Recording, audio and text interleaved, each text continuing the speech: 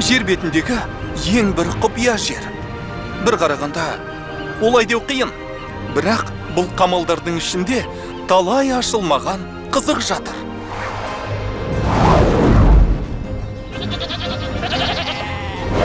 Біздегі өмірді айтсаңшы, шіркін, бірақ жүрегі әлсіздерге арналмаған.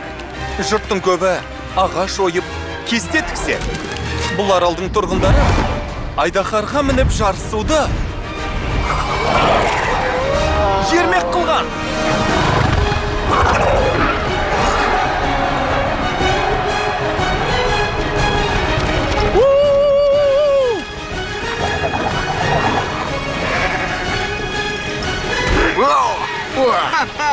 Кешір, балық аяқ. Бұл саған керек пе?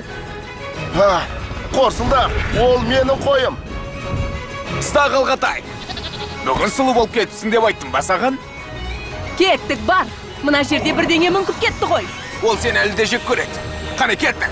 Барыс, алға!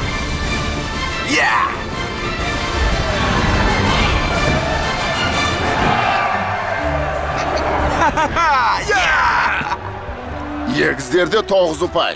Келесі орында 3 ұпаймен Астрейд. Ал балық аяқ пен қорсылдақты 0 ұпай. Ал икиниктің қайда жүргені беймәлім. Баланы қорқытып алған жоқсың ба, Стоик? Оның не сенің қорсылдақ? Қазір олар жеңіп кетеді ғой. Ол менің қаншам, соның қалағаны болады.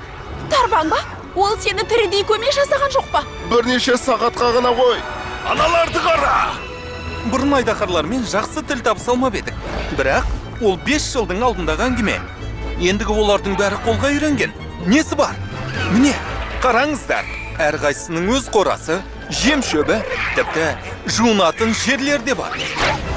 Ол аздай заманауи өрт сөндіру жүйесін айтсаңшы. Қане көгезу. Жақсы, соңғы айналым. Қара қой, қане найзағай. Әлі де жеңістен үмітіміз бар. Алға! Кеттік! Алға! Қане бар. Қане майлаяқ. Қане! Жұлдызды сәтің келді. Сәт сапар. Аш! Жарайсың майлаяқ. Мінекей қымбаттым. Менікі 10 қойға татиды.